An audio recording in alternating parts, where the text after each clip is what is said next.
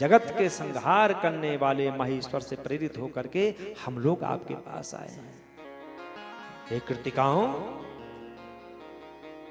हम तुमसे कुछ कहना चाहते हैं,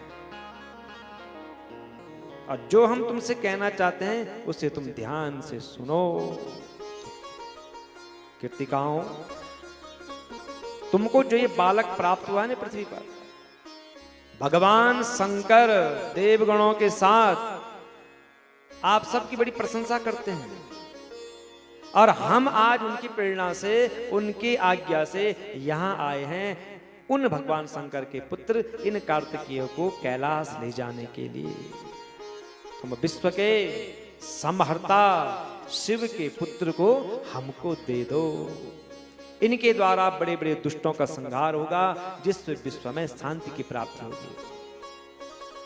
हे कार्तिकेय, तुम सारे संसार में प्रकाशित हो, और इन कृतिकाओं के घर में रहने से तुम्हारी शोभा नहीं हो रही है। भगवान शंकर के गण कह रहे हैं कार्तिक से कि तुम्हारी शोभा नहीं हो रही है इस घर में। अरे जैसे द्विजराज चंद्रमा कूप के अंधकार रह करके प्रकाशित नहीं होते हैं, वैसे ही कार्तिक जी तुम्हारी शोभा इन कृतिकाओं के घर में नहीं हो रही है। चलो हमारे साथ कैलाश, वहां जाकर के तुमको सारे सुख साधन प्राप्त हो जाएंगे। उसी समय भगवान कार्तिक कहते हैं, भ्राता सर्वं विजानासि ज्ञानम त्रैकालिकम चया, ज्ञानी त्वं का प्रशंसाते यतो मृत्युंजयाश्रिता। हे भाई, जो त्रैकालिक ज्ञान है वह सब कुछ आप जानते हैं। आप मृत्युंजय भगवान सदाशिव के सेवक हैं, इसलिए आपकी प्रशंसा जितनी की जाए उतनी ही कम है, शब्द कम पड़ जाएंगे। अरे ये कृतिकाएं ज्ञानवती हैं, योगनी हैं, और प्रकृति की कलाएं हैं। इन्होंने अपना दूध पिला करके मुझे बड़ा किया है, इसलिए मेरे ऊपर निरंतर इनका महान उपकार है। मैं इनका पोष्य पुत्र हूं। ये स्त्रियां मुझसे बहुत प्रेम करती हैं, और मैं जिस प्रकृति के स्वामी के तेज से उत्पन्न हुआ हूं, ये सभी प्रकृति की कलाएं हैं, ये कृतिकाएं।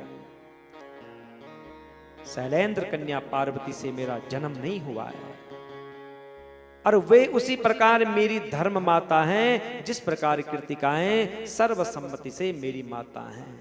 आप महान हैं, शिव के पुत्र के समान हैं, और मुझे लेने के लिए यहाँ आए हैं, तो ठीक है, मैं आप लोगों के साथ चलूंगा।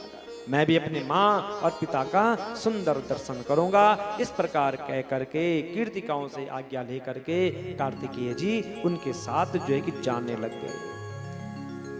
उसी समय विश्वकर्मा द्वारा विचित्र सुंदर रथ जो है कि वहां पर दिखाई पड़ा। वो रथ किसने भेजा है? मां पार्वती ने भेजा है कार्तिक जी के लिए लाने के लिए। परम ज्ञानी कार्तिक जी उस रथ में सवार होते हैं। जैसे रथ जाने लगता है तो कृतिकाएं रो पड़ी। विहायास्मन् कृपा सिंधो गच्छसि त्वं हि निर्दया, नायं धर्मो मातृवर्गान् पालितो यत सुस्यजे। हे कृपा सिंधु, आप हमको छोड़ करके जा रहे हो, कैसे निर्दयी हो आप। पुत्र का यही धर्म होता है कि जिन माता ने उसको पाल पोस करके बड़ा किया है, उसका परित्याग करके बेटा चले जाए। हम लोगों ने बड़े स्नेह से तुम्हारा बड़ा ही जो ध्यान दिया है, तुमको पाला पोसा है, तुम हमारे धर्म पुत्र हो। अब तुम बताओ हम क्या करें, हम किसके सहारे पर रहें। रो रही है कृतिकाएं, वियोग जन्य अग्नि से जल रही हैं, मूर्छित हो रही हैं।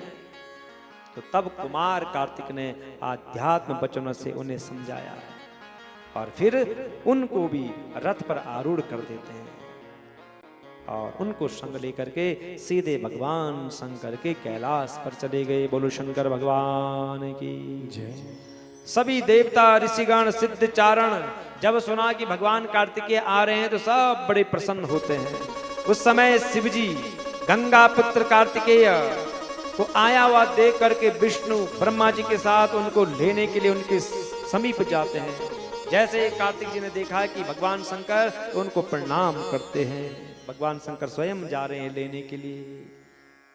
उसी समय भगवान शंकर तथा आनंद से परिपूर्ण देवी पार्वती प्रसन्नता पूर्वक महोत्सव मनाते हुए अपने जो पुत्र को देख रही हैं। उस समय शक्ति को धारण किए वे कुमार स्कंद ने भगवती पार्वती एवं शंकर को सन्निकट से देखा और सिर झुका करके उन दोनों को प्रणाम करते हैं। भगवान शंकर ने आलिंगन किया, अपने हृदय से लगाया और मां पार्वती ने सीधे आते ही भगवान कार्तिकेय को अपना सुंदर दूध पिलाया। बोलो